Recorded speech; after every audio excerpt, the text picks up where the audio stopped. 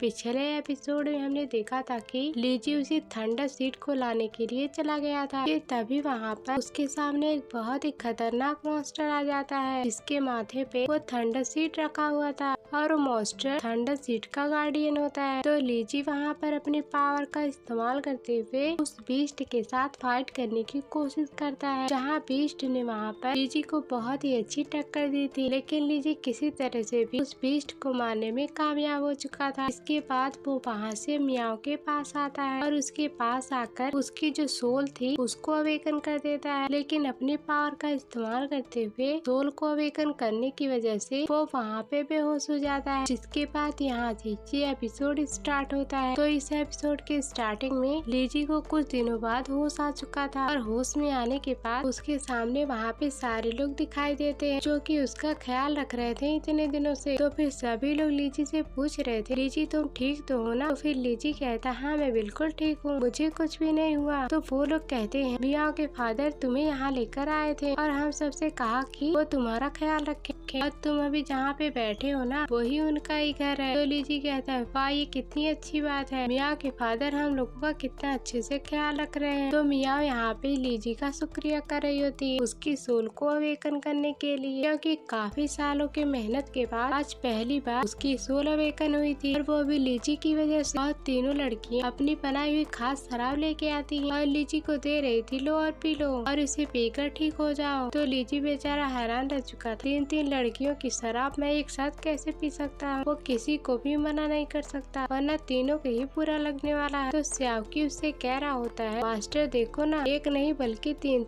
लड़कियां जो कि आपके पीछे पड़ी हुई हैं। तो फिर लीजी कह रहा था अरे मुझे नहीं लगता कि ये लोग मुझे प्यार भरी निगाहों से देख रही हैं, मुझे तो ऐसा लग रहा है कि ये लोग हमें अभी खा जाएंगे, मुझे तो बहुत ही ज्यादा डर लग रहा है। तो फिर लीजी सभी लड़कियों से कहता है रुको रुको अभी मुझे छोटा सा काम याद आ गया, मैं अभी वो करके आता हूँ, इसके बाद मैं आकर वो शराब पी लूंगा। इसके बाद वो वहाँ से भाग जाता है और वहाँ से बाहर आने के बाद मियाओ का घर अच्छे से एक्सप्लोर कर रहा। वो जगह इतनी ज्यादा सुंदर होती है कि इतनी सुंदर जगह उसने पहले कभी नहीं देखी थी। वहाँ पर घूमने के बाद उसे बहुत ही अच्छा लग रहा था। तभी उसके सामने जो बैटल अरीना बना होता है उसके अंदर उसे मियाओ के फादर दिखाई देते हैं जो कि अपना प्रैक्टिस कर रहे थे। वो अपने थंडर पावर की ही प्रैक्टिस कर रहे होते हैं ताकि वो अपने थंडर टेक्निक को और भी अच्छे से एनहेंस कर सके। और उनकी पावर से पूरा का पूरा एरिया बिजलियों से भर चुका था। तो ये देखकर लीजी एकदम ज्यादा हैरान हो चुका था। वो मियाओ के फादर से कहता है अरे वाह आप तो काफी ज्यादा कमाल के हैं, काश ऐसा हो जाता कि मैं भी ऐसे थंडर वाली टेक्निक को सीख जाता तो ये कितनी अच्छी बात होती। तो वो मियाओ के फादर से कहता है प्लीज प्लीज आप मुझे सिखा दो,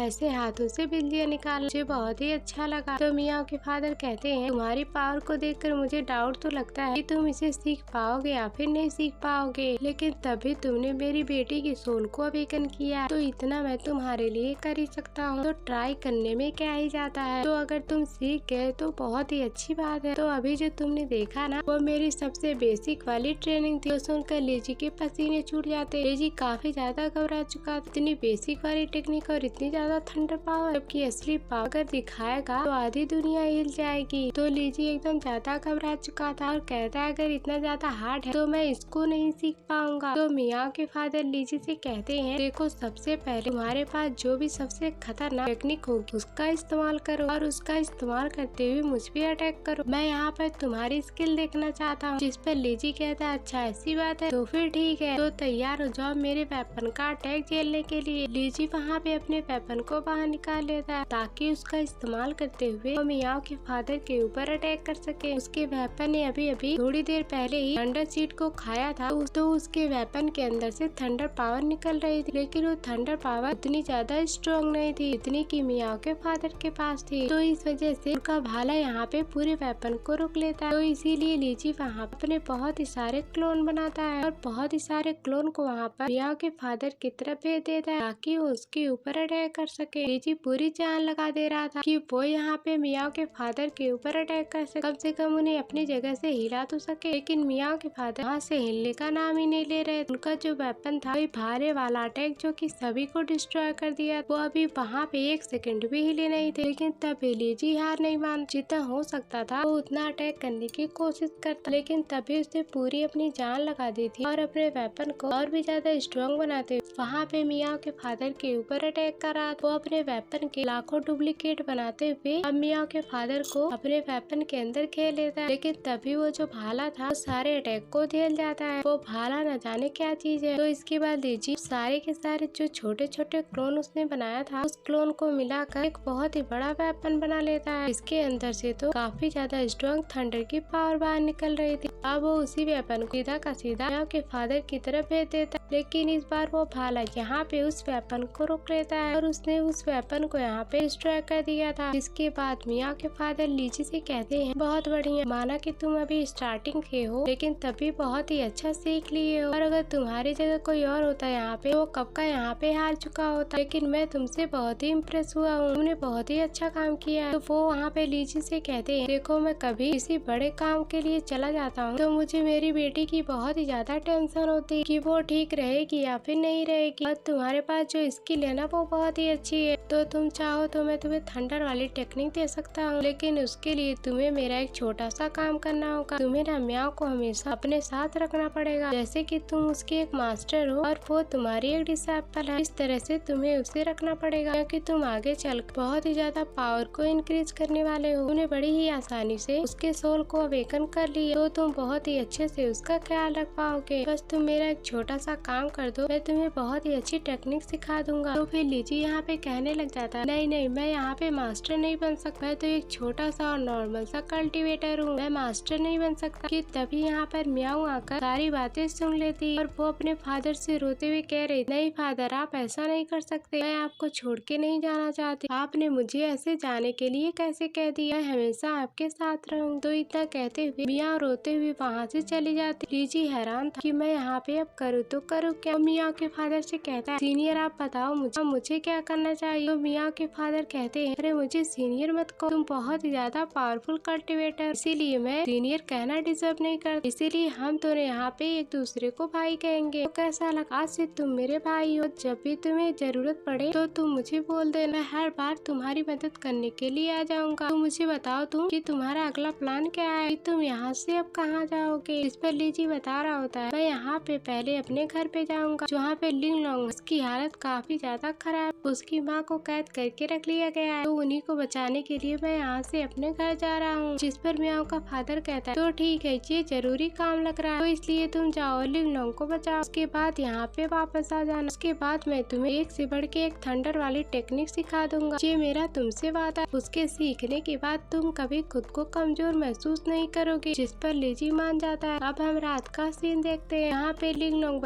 घर में बैठकर काफी ज्यादा उदास, वो यहाँ पे इंतजार ही कर रही थी कब यहाँ पे लीजी आएगा और कब उसकी माँ को बचाएगा, क्योंकि उसे लग रहा कि मेरा लेटर अब लीजी तक पहुँच ही गया हो। लेकिन तब वहाँ पे लीजी तो नहीं आता, बल्कि सेकंड ब्रदर का बेटा हॉकी आ जाता है, जो वहाँ पे आने के बाद लिंग लॉन्ग से कह रहा, अरे तुम काफी ज्यादा उदास बैठी हो, तुम्हें पता है ना बर्थडे वाला दिन, आज तो काफी ज्यादा खुशी का दिन होना चाहिए, तो मैंने सोचा कि अगर तुम्हारे साथ खुशियाँ मना ली जाए, तो मैं तुम्हारे साथ यहाँ पे एंजॉय करने के लिए आया हूँ, आओ तुम मुझे थोड़ा सा खुश कर दो। तो लिंग लॉन्ग कहती, मेरी माँ काल कोठरी के अंदर कैद है और तुम मुझे बोलते हो कि मैं बर्थडे मनाऊं, वो भी खुशी से, तुम यहाँ से दफा हो जाओ, इससे पहले कि मेरा दिमाग गर्म हो जाए। तो हॉकी कहता है, अफसोस की बात है, मैं तुम्हारे लिए यहाँ पे खाना लेके आया था, क्या तुम्हें पता है जब लड़कियाँ गुस्सा होती हैं तो मुझे और भी ज्यादा सुंदर लगने लगती, तो तुम्हें खाना नहीं चाहिए क्या, मैंने सुना कि तुमने 2 दिन से कुछ खाया नहीं है। लिंग लॉन्ग को बहुत भूख लगी थी, जैसे वो खाना लेने वाली होती है, हाउकी वहाँ पे हाथ हटाते हुए उसका कहता है, अरे मैंने तुम्हें खाना दे दिया, तो इसके बदले मुझे क्या मिलेगा, मुझे कुछ दोगी तो बताओ। इसके बाद लिंग लॉन्ग को वो पकड़ लेता है और उसके साथ गलत हरकत करना शुरू कर देता है, और वो उससे कह रहा था, तुम मुझे यहाँ पे खुश कर, उसके बदले में मैं तुम्हें बहुत सारा खाना ला के दूंगा। लिंग लॉन्ग के मना करने पर वो उसे घसीट के थप्पड़ मारता है और उसे उठाकर दूर फेंक देता है। बेचारी लिंग लॉन्ग की यहाँ पे हालत खराब हो चुकी थी। इसके बाद जैसे वो दोबारा से लिंग लॉन्ग के ऊपर अटैक करने वाला था,